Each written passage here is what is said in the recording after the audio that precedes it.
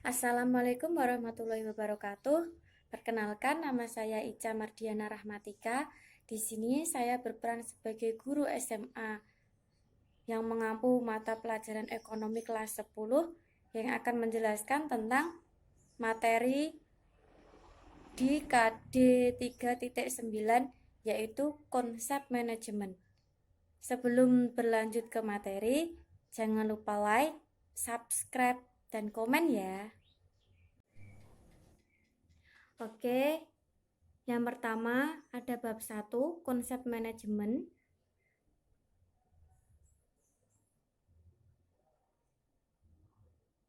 Nah, ini materi yang akan saya sampaikan, pengertian, tingkatan, dan prinsip.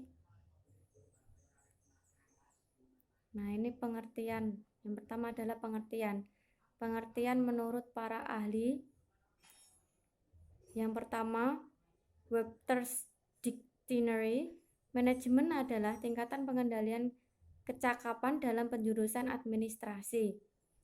Sedangkan menurut Harold Kohns dan O'Donnell, menurutnya manajemen adalah penyelesaian pekerjaan atau kegiatan-kegiatan daripada orang lain. Yang C ada G.R. Terry atau George R. Terry, manajemen adalah pencapaian tujuan yang ditetapkan terlebih dahulu dengan mempergunakan kegiatan orang lain. Yang D ada Henry Fayol yang menekankan pada pandangan tentang manajemen sebagai suatu hal yang terjadi atas fungsi-fungsi. Yang kedua ada tingkatan manajemen. Tingkatan manajemen ada 3, yaitu top management, middle management, dan first line.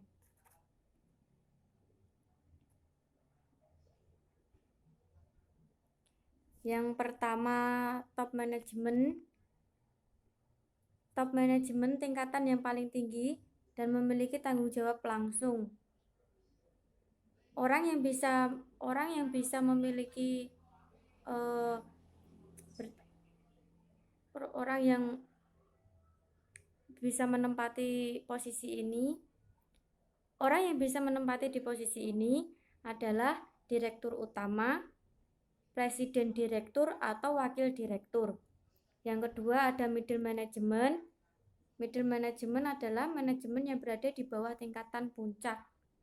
Orang yang menempati ini adalah manajer, kepala divisi, atau departemen. Yang ketiga ada first line, yaitu manajemen tingkatan paling rendah. Orang yang berada di tingkatan ini adalah para supervisi, departemen manajer, ketua kelompok, dan lain sebagainya.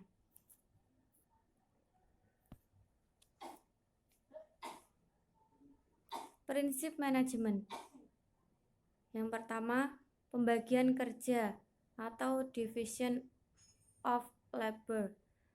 Pembagian kerja dalam suatu badan sangat diperlukan untuk membedakan seseorang dalam suatu berusaha, apakah ia pemimpin, pelaksana, staf, dan lain sebagainya. Baik buruknya sebagian kerja banyak menentukan hasil guna dan berdaya guna. Yang kedua, ada kekuatan atau wewenang dan tanggung jawab atau authority and responsibility. Setiap pejabat atau pimpinan dalam suatu badan tertentu harus mempunyai kekuasaan dan tanggung jawab. Kekuasaan, wewenang atau authority adalah hak untuk mengambil keputusan sehubungan tugas dan tanggung jawab atas pekerjaan yang dikerjakan. Yang ketiga, ada disiplin. Disiplin merupakan sesuatu yang menjadi dasar bagi kekuatan suatu badan atau perusahaan. Setiap pihak yang terlibat dalam suatu badan harus ada kedisiplinan untuk melakukan suatu pekerjaan, menaati peraturan yang dibuat oleh badan tersebut. Pimpinan harus dapat memberi teladan kepada bawahan dengan jalannya terpenuhi pengaturan dan perjanjian yang telah disepakati sebelumnya. Selanjutnya ada bab 2 yaitu fungsi manajemen dan kepemimpinan. A. Fungsi manajemen. Yang pertama ada dari Henry Fayol yaitu planning atau perencanaan, organizing atau pengorganisasian, commanding yaitu pemberian komando, coordinating pengkoordinasian.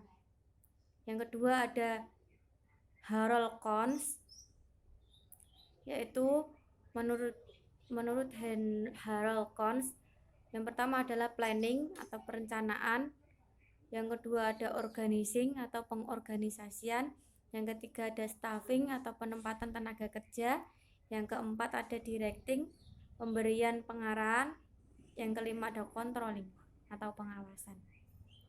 Yang ketiga ada G.R. Terry.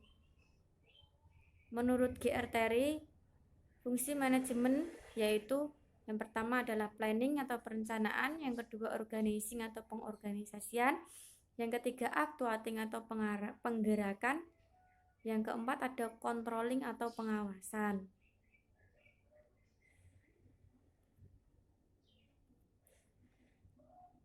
Yang selanjutnya ada kepemimpinan. Menurut Prof. Dr. Randes S. Prajudi Atmosudirjo mengatakan bahwa pemimpin adalah orang yang mempengaruhi orang lain agar ini mau menjalankan apa yang dikehendaki.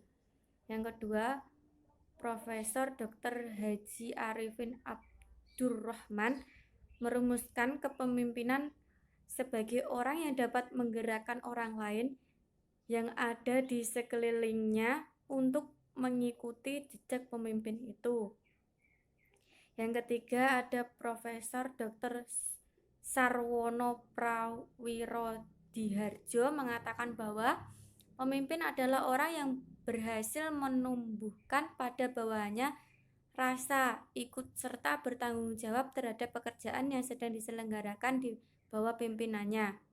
Dari beberapa pengertian di atas dapat disimpulkan bahwa seseorang dapat dikatakan pemimpin atau leader apabila orang tersebut dapat mempengaruhi tingkah laku perbuatan orang lain agar bisa dapat menuruti kehendaknya.